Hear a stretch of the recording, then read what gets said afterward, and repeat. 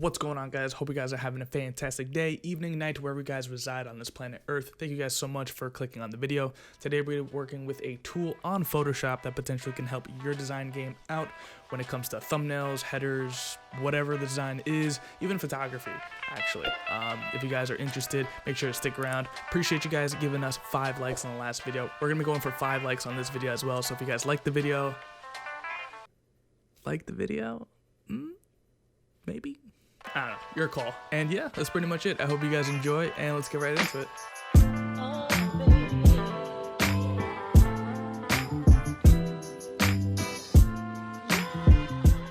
Alrighty guys, so now that we're on Photoshop, I have this image pulled up here of my Converse. This was a photo shoot that I did, I think last year, just randomly around my house, I think I was trying to do a homework assignment, actually. I think I was in a photography class, and I was trying to get a homework assignment done, so I was using my shoes as a subject, but I'm doing this thing on TikTok where I'm using my old photos to create album covers. So if you guys want to check out those videos, I've done 2 of them already, and we're going to be doing more in the future. So if you guys are interested, I'm posting them up on TikTok, or if TikTok isn't really your thing, I'm also doing it on Instagram Reels, so links are down below. Shameless plug, I know, it is what it is. All right, back to the video. Anyway, I have this image, and the tool that we're going to be using today is really going to enhance this image a lot, give it a little bit more personality, and just make it pop a little bit more. This tool is going to be very effective when it comes to thumbnails specifically. I think it helps the most because when it comes to thumbnails, you really only have 2, maybe even 3 seconds of someone's attention as they're scrolling through their phone on YouTube, for example, even on Instagram. This is why I say this tool can also help you out in photography as well, because Instagram is a photo kind of based platform, so it's really important to kind of capture people's attention. And again, this could also be used for any other designs as well. I'm not limiting it to those 2 things. I just think they help out the most in those 2 instances, personally. So what the tool is called is the camera raw filter. So if you haven't heard of it before, there's 2 ways to access this tool. One is if you're using if you have a raw file of a photo. So what I mean by that is, if you're not really too familiar with it, if you have a DSLR, more than likely that camera is able to shoot in RAW. There's 2 ways a camera can shoot, either JPEG or in a RAW format. RAW format, basically, if you want to think about it, it's very raw. It has a lot more extra information embedded in it, so you can really kind of manipulate the photo a lot more compared to a JPEG. So I always recommend people who are into photography or want to get into it, make sure to shoot RAW. It will help you out a ton. It'll make your images way better in the end. So try not to shoot JPEG unless you have to. It's fine, but I highly recommend it. So if you have a RAW file, you'll know if it is a RAW file, if it is .NEF for Nikon. I think for Canon, I'm not quite sure what it is. Same with Sony. I'm not 100% sure because I don't have one of those, but I'm sure you could search it up real quick. Just search up on Google RAW format, or name of RAW format or file for Canon or for Sony or whatever your camera is. I'm sure you can figure it out pretty quick. But if you have one of those and you pull it up on your computer, if you open up the image in Photoshop, it will automatically open it in the camera raw window first, because basically what it's asking is if you want to make any adjustments beforehand, and then once you make those adjustments and you hit open, it will finally open it up in Photoshop to actually start doing your manipulations, your design, whatever you want to do with it. The second way to open it up is actually already in Photoshop. Now, like I said, if it's a RAW format, it's first going to pull up in Camera Raw right away, but if it's a JPEG, you can actually access it in Photoshop. It won't pull up the Camera Raw window first. So in order to access it, make sure you have your layer selected. So this is the image we're going to be working with, right?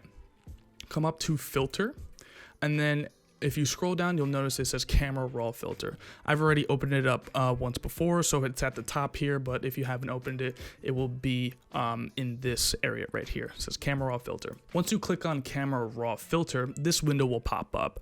Now, you'll notice if you haven't rotated your image, you'll notice that it will completely fill it all in. I already rotated this image a little bit because it was a little bit crooked, so this is why you're noticing the transparency behind this image. If you haven't adjusted it at all, it should just completely open up in a window. It doesn't really matter. That's what it wants to do, basically. So once you open up the Camera Raw Filter window, you'll see all of these tabs here on the right, and this is the main part you need to focus on if you haven't used this this filter before. So you'll have basic, curve, detail, color mixer, color grading, optics, geometry, effects, and calibration. The main ones you want to focus on when you're first starting out is basic, and I think color mixer, I think, are the two big ones you really want to focus on. And then as you kind of get used to those two, I recommend you going into the curve section, and also even in the effect section. That's just me personally. These are the ones I use the most. The other ones I don't really use too much. So this is just my recommendation. So for this image, I want the image to look a little bit more in the fall setting, right? I want a little bit more oranges, yellows, not so many greens. So I kind of want to shift everything over. But before I get to that point, what I normally do when it comes to kind of color correcting and really working with my image and giving a little bit of a personality to it is I first make sure that all my basic corrections are done. So if you click on basic, it'll have the exposure, contrast, highlight, shadows, and all of the other ones. I'm not going to list out all of them. Basically, this image is a little bit on the darker side, so I'm just going to increase the exposure just a little bit, so maybe 0.35. I'm okay with that. And this is where I'll just go in and I'll work with my corrections. The image is pretty good straight out the camera, so a lot of these corrections don't need to be too heavy. Depending what your image is and your style, you'll have your preferences to these things. I highly recommend not going too heavy on any of the adjustments. You never want to go all the way down on one side for any of these and go into the 100%. Technically you can, but things kind of get a little bit weird. By bringing this exposure all the way up, I get all the information in this left side. If this was a JPEG, I sincerely doubt I would get all the information out of this. I'm very surprised that it was able to get it, but the only issue with this is that you'll notice it's a little bit grainy in those areas, so this is kind of the drawback to those things. So I highly recommend not going 100% on any of these, just making slight adjustments as you go. So I'm going to decrease the shadows by maybe -20, nothing too crazy. Increase the whites, make this a little bit pop out a little bit more. And as I'm doing this, I'm also taking a look at my histogram up here, making sure I'm not crushing out my blacks or blowing out my whites either. Next, we have these three here. We have texture, clarity, and dehaze. And the one that I specifically want to highlight is clarity. Clarity is very important when it comes to thumbnails, I find, and sometimes in photography, but mainly in thumbnails, because it's just kind of the general trend of the way YouTube videos are kind of coming out nowadays. You'll notice YouTube videos are very vibrant and very like flashy. It's clickbait, right? We've all heard of that before. If you want to create more of a clickbaity kind of thumbnail, something that pops out a little bit more on someone's face, clarity is kind of your friend when it comes to this. If you're not familiar with it, basically it makes the image a lot more clear, as the word basically says, but the issue is that it just, for me personally, this is just too just blown out of the water. Like, this is just too much. It's a lot going on. I'm not a fan of this whatsoever. You may think this may look good. Trust me, it's not. It's always kind of the running joke that when you're first getting into color correcting and, and editing photos and things like that everyone loves to put clarity up to 100%. I highly recommend do not do it. It's not good. So I am very hesitant when I work with clarity. I don't go too much with it. Sometimes I don't really go past +30. Maybe even +35 I might get to, maybe, but nothing more than that, really, most of the time. That's just the general average. So I'm just going to put +20 here, and it just kind of makes everything kind of a little bit more clear. I mean, like I said, like the word says, all these words are very self-explanatory if you haven't heard of them before. I don't know textbook definitions, but it's very self-explanatory. Dehaze is just to kind of get rid of, if you have a bit of this fogginess to the image, if you want to dehaze it, you can do so here. This image is pretty much crystal clear. I'm fine with this, so I'm not going to mess with that. So then you have vibrance and saturation. If you're working with thumbnails, I recommend maybe working with the saturation just a little bit, just making your photo kind of pop out a little bit more with those colors. Try not to go too crazy with it, or else it'll start kind of looking very awkward. It looks like a fruit salad, like, I don't know, it's just super out there. I've seen thumbnails and people use them from time to time. It's sometimes their own kind of style. If it's yours, I mean, kudos to you. Personally, I'm not really a fan of this. I think it's just too much, and it's just, you're basically trying too hard. So I don't really recommend doing it.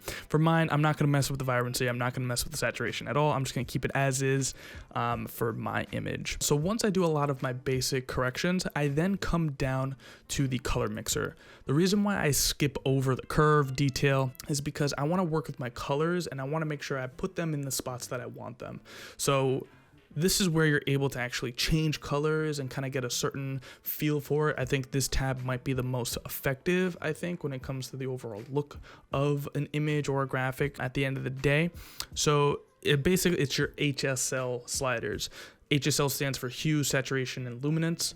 Hue is one of the more important ones because this is the one that actually lets you change the color of it. So you have reds, oranges, yellows, greens, aquas, blues, purples, and magentas. So like I said, for mine, I want to create more of like a fall vibe to it. So I want a lot more oranges, a lot more yellows in this, less greens. So we're going to come to the green slider and we're going to drag that all the way to the left to the yellows. For this one, you can be, depending on which way you're going with it, you can be pretty heavy with the slider. The only time it starts to kind of get a little awkward occasionally is when you're going to a color that is almost opposite of what it originally is. So notice how by going to plus 100, this looks a little bit more weird and like something looks off about this compared to going the other direction. For some reason, going the other direction, it looks perfectly fine. It blends right in, but going towards those greens and aquas, it just doesn't make sense in this scenario. If we were in water, maybe this would make sense, and going the other way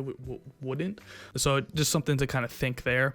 So we're gonna put this to -100. I want those greens pretty much completely cut out. I want yellows and oranges for that fall vibe. I'm gonna come up to the yellows and I'm gonna bring those more to the orange side of things. And you'll notice if I bring it to the green, you'll notice a lot more what is actually changing. So mainly it's the foreground, the kind of dirt down below, and also the trees in the background as well. So I'm gonna put this to like -50 for this. I think that's going to be pretty good for us.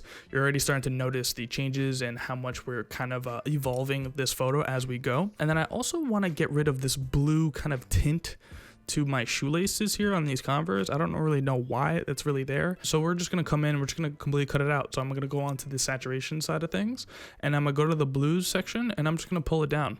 If I put this all the way up to 100 so you can kind of see where those blues actually lie, it's in the shoelaces, the roof in the back, and also the window sills of the side of the house. So I'm going to put those all the way down to -100. Basically, it makes it almost pure white because I just took out all the color to it. So it's just grays, whites, blacks to it. So it basically looks white at the end of the day. And yeah, this is looking pretty good. Whenever you make these adjustments, there's also this eyeball here next to all of these tabs where you can actually toggle on and off by holding or clicking and holding to see the adjustments that you made or what you were at and what you are now. So by holding it down, you'll notice that this is where we were before we changed all the colors, and this is where we are now. Notice there's a completely different change, different mood, different mindset by just simply changing colors. That's why I think the color mixer is one of the more powerful sections. If we want to take a look and just see what we did with the basic corrections, this is where we were and this is where we are now. So like I said, I like to work my corrections first and then I go into the color mixing side of things. That's just my workflow for it. The other thing that I like to do is I like to add a little bit of a fade to my images sometimes, not always. If I want the image to look a little bit more dull, just because it's just the mood and feel that I want it to be, I'll add a little bit of a fade to it. And the way that I do that is I go under the curve section, and this is your main curve. A simple curve that you could create is an S curve if you haven't worked with these before. Basically, what I do is where this line meets this T in this upper right corner, I click on the white line, create a point, and then I create one on this bottom left side. And then I drag it down and to the right, and then normally up and to the left to create an S curve. Now with this image, there's too much going on. By doing that, it basically makes the image a lot more contrasty, and it's just too dark and I'm not a big fan of it. All I want is really to give it a little bit of a fade. So what I'm going to do is I'm going to put those back and make those points act as anchors, because if I were to not do that, if I kind of just backtrack for a second and get rid of those points, what I want to do is I want to grab this last point and drag it up. And the issue now though is you're noticing it's becoming a little bit more kind of washed out and not really faded.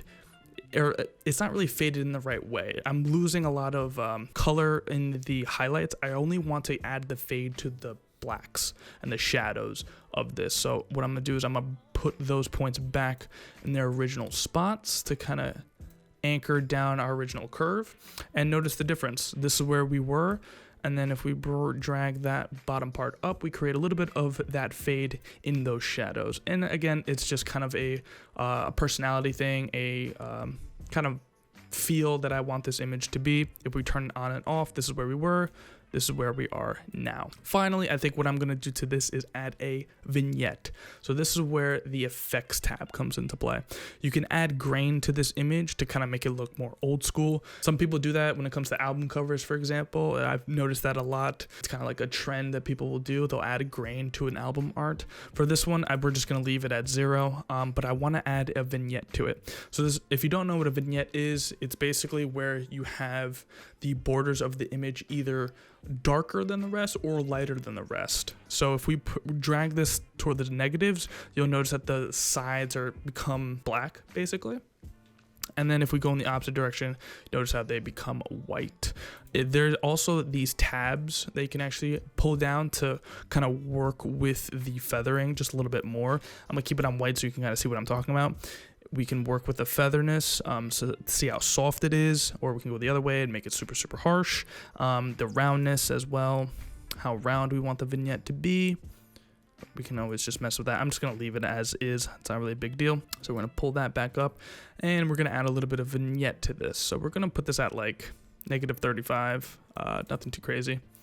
Kind of subtle. You don't really want it to be very in your face when it comes to that sort of thing. And yeah, I think that's pretty much it. I don't think I'm really missing anything on this. If you want to see where you were originally and where you have gotten to, you can actually hit this button right down here.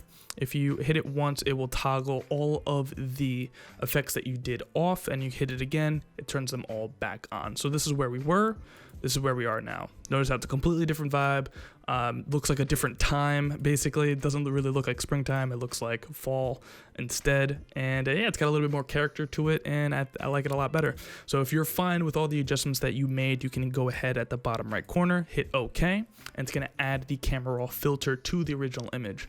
Now let's say that you continue working and there was something you want to change. You can actually change it by clicking on where it says camera raw filter that has now been added into your layer, double clicking there, and then you'll get the window right back in front of you to be able to adjust. Once I added all those filters, I also just went ahead and put some little assets into it to kind of up this album art a little bit more.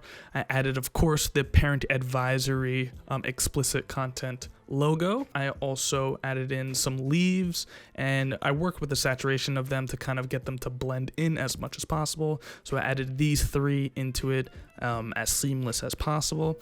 And then just to kind of guide the eye upwards is something that I sometimes do, is I'll add a feathered bar at the bottom where it's just darker and it feathers upwards.